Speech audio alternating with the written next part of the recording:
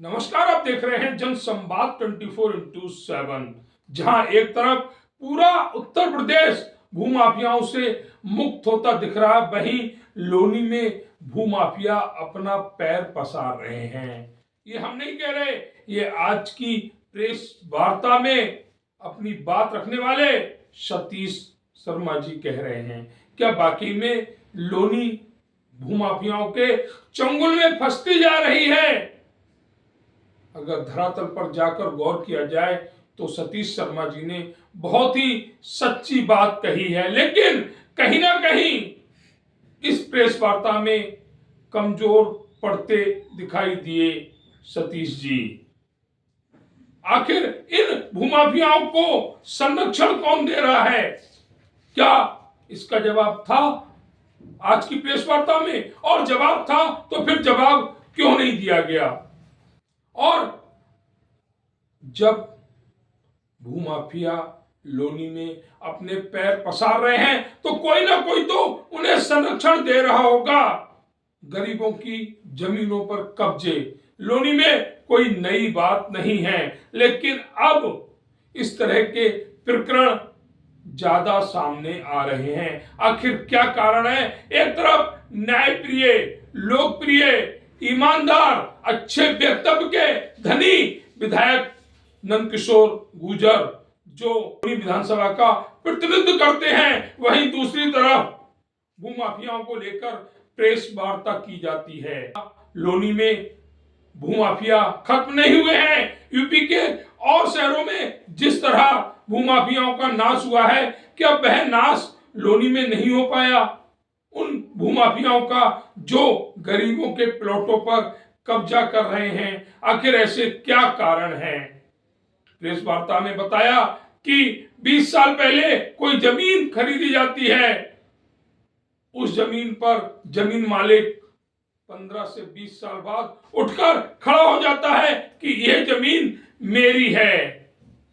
आखिर वह जमीन मालिक 15 या 20 साल से कहां पर था? क्यों उसे अपनी जमीन की याद नहीं आई? जिस जगह का नाम लिया गया, या कहें जिस गांव के ये लोग जो जमीन पर कब्जा कर रहे हैं, बिकी हुई जमीन पर, वह लोनी के लोकप्रिय विधायक नंदकिशोर गुर्जर के गांव के पास ही हैं। तो क्या विधायक जी के संज्ञान में आने के बाद ऐसे भूमाफियाओं पर कार्रवाई होगी, या लोनी यूं ही भूमाफियाओं के चंगुल में फंसती रहेगी? जिस तरह से आज पीड़ित भी इस प्रेस वार्ता में आए थे, जिनकी जमीन छीनकर उन्हें पीड़ित किया गया, तो क्या उन पीड़ितों को न्याय मिलेगा? क्या वह भूमाफिया जेल के अंदर होंगे जिन पर आज की प्रेस वार्ता में आरोप लगाए गए हैं? और जेल में होंगे तो कब, पूछती है लोनी।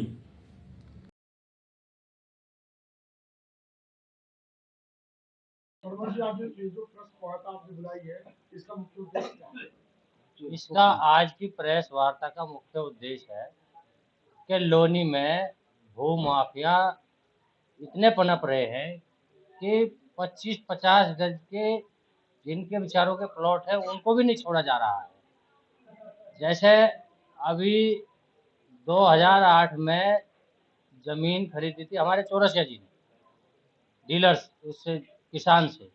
इन्होंने सबको विक्रय करा दी, सबके बैनामे करा दिए, सबके दाखिल खारिज हो गए, सबकी बाउंड्री हो गई, सब अपने काबिज हो गए।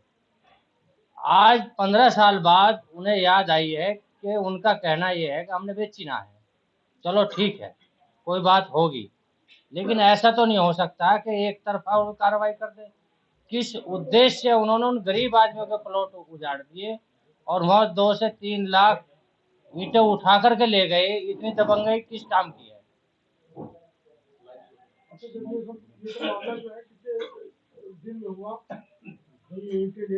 हाँ, ये 5-6 महीने से प्रकरण चल रहा है। यहाँ से लगा करके मुख्यमंत्री तक शिकायतें की गई। उप मुख्यमंत्री ब्रजेश पाठक जी, केशव मौर्य जी, एसडीएम, कमिश्नर कोई अधिकारी ऐसा नहीं बचा जहां तक ये लोग न गए हों। और कितने ऐसे लोग थे जिनके जमीनों पर कब्जा किया गया या उनकी जमीन को देने के बाद भी वापस ले ली? वो ऐसे कम से कम 30 से 40 लोग हैं जो बेचारे अपने रोजमर्रा की मजदूरी करते हैं। आज यहाँ तक आने में भी वो असमर्थ रहे।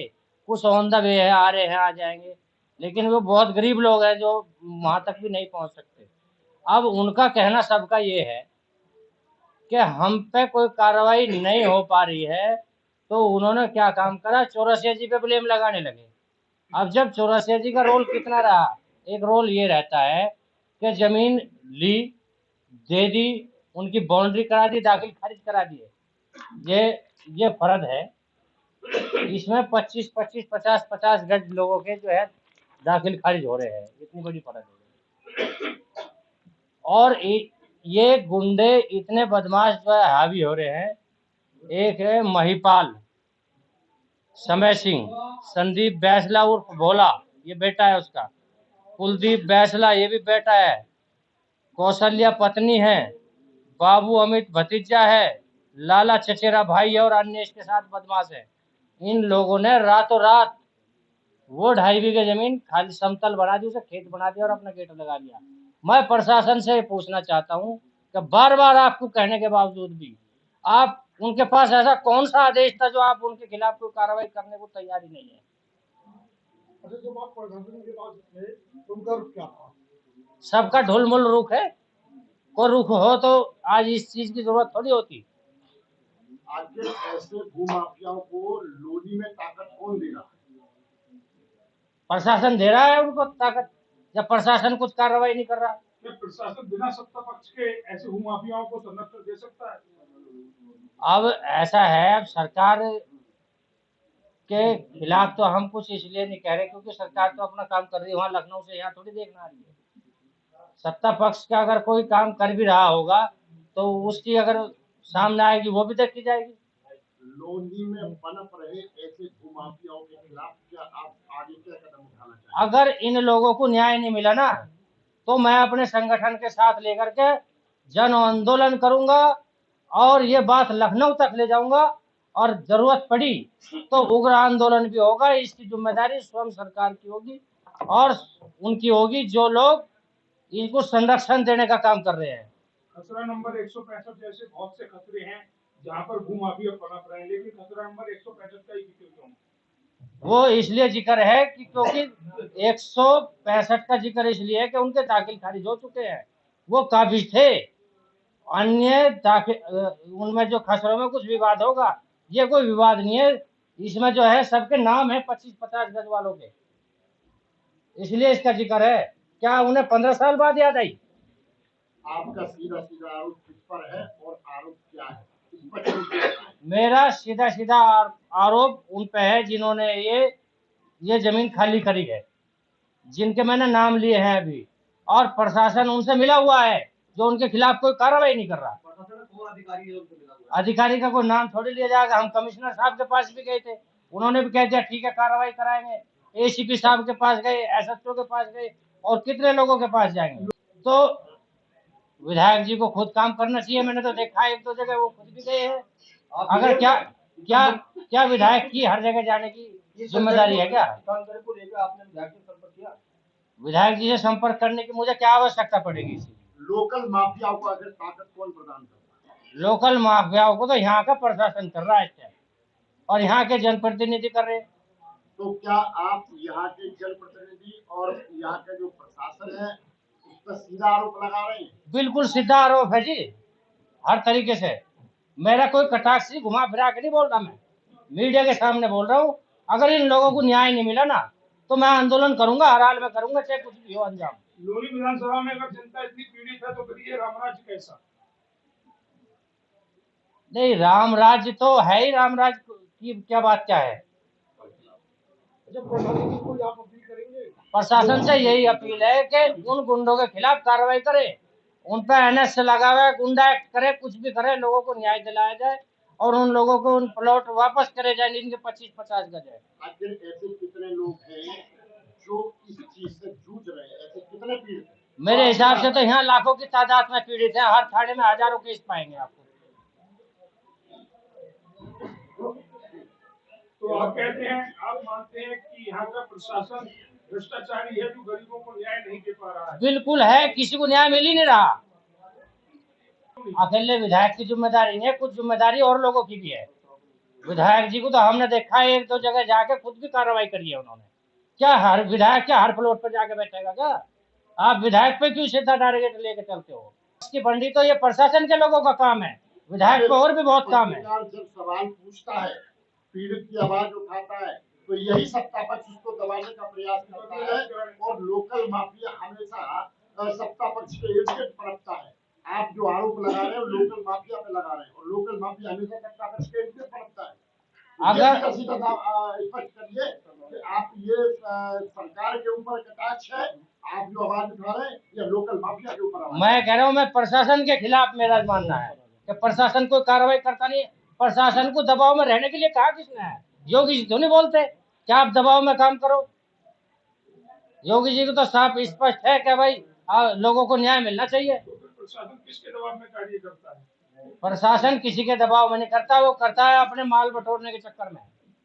तो ऐसे माल बटोरने वाले अधिकारियों को यहाँ से स्थानांतरित क्यों नहीं किया जाता? स्थानांतरित सरकार का काम है, मेरा काम है आवाज उठाने का। मैं आवाज उठाऊंगा और यहाँ से आगे कहीं और भी जाना पड़ेगा, वहाँ भी जाऊंगा। तो आप मानते हैं कि कहीं ना कहीं इसमें सरकार दोषी है? दोषी सरकार को मैं नहीं कह रहा हूँ सर, लेकिन प्रशासन को कह रहा हूँ। ये सरकार को बदनाम करने का काम कर रहे हैं प्रशासन के लोग। यानी कि प्रशासन सरकार के कंट्रोल से बाहर काम कर रहा है। बिल्कुल बाहर काम कर ही रहा है। अगर क्या फिर कैसे कब्जा हो गया? यानी कि आपके शब्दों के अनुसार सरकार जो है कमजोर है। नहीं, सरकार कमजोर कैसे हुई? कमजोर पड़ गई ना, आपके अनुसार तो कमजोर पड़ गई। ऐसा है ना, रिपोर्ट तो उल्टी सीधी बना के भेज ही देते हैं। तो क्या आप ये कहना चाहते हैं कि उत्तरांचल, पूर्वांचल और मिथिलांचल के जो लोग यहाँ लोनी में निवास करते हैं उनको दबाया जा रहा है? बिल्कुल दबाया जा रहा है, 100% दबाया जा रहा है, और डरा धमका के बैठाया भी जा रहा है उनको। और अभी थोड़ी देर बाद फिर मेरे पे भी आ जाएगा कुछ ना कुछ। आप लोगों ने कोई कंप्लेंट दी हो इन भूमाफियों के खिलाफ, कोई FIR लॉन्च हुई हो? एक FIR हुई छूट-मूट, उससे कुछ नहीं हुआ। वो बाहर सवाल बेल लेके अपने घूम रहे हैं। आप किस तरह की FIR में सेक्शन हम चाहते हैं? ये चाहते हैं कि उनके खिलाफ सख्त से सख्त कार्रवाई होनी चाहिए, सभी के खिलाफ। उनके खिलाफ ऐसी कार्रवाई होनी चाहिए कि जो नजीर बने और कहे कि हाँ वाकई कार्रवाई हुई है। तमाम राजनीतिक दलों के नेताओं से मिलने के बाद भी कोई कार्रवाई अभी तक सुनिश्चित नहीं हुई है। अगर ये कार्रवाई नहीं हुई तो आपका या चौरसिया जी का अगला कदम क्या होगा? हमारा अगला कदम होगा सीधा लखनऊ कूच और आंदोलन करेंगे, धरने में बैठेंगे, अनशन करेंगे, जो भी कुछ करेंगे लोगों को न्याय दिलवाने का काम करेंगे। कहाँ पर आंदोलन होगा आपका सबसे पहला? पहले तो आंदोलन लोनी में ही होगा, उसके बाद का पड़ाव कहाँ पर? उसके बाद फिर कमिश्नरेट चलेंगे। और एक बात और बताऊं, जब से कमिश्नरेट बनी ना, जब से तो और बुरा हाल हो गया। पहले एक अधिकारी होता था, IPS अधिकारी, सब पे डंडा बरसाने का काम करता था। अब ये नहीं पता कमिश्नरेट में कितने IPS बैठे हैं। वो कलम वहाँ भूमाफियों के नाम बताएं जरा, जिनके भूमाफियों के नाम है महिपाल, संदीप बैसला, कुलदीप बैसला, उनकी माँ है सोन कौशल्या, बाबू, अमित, लाला, ये सब पारिवारिक लोग हैं। कहाँ के रहने वाले हैं ये लोग? ये गढ़ी सब लोग हैं सब। किस तरह के लोग हैं? कोई आपराधिक इतिहास इनका? आपराधिक इतिहास सबका मिलेगा आपको।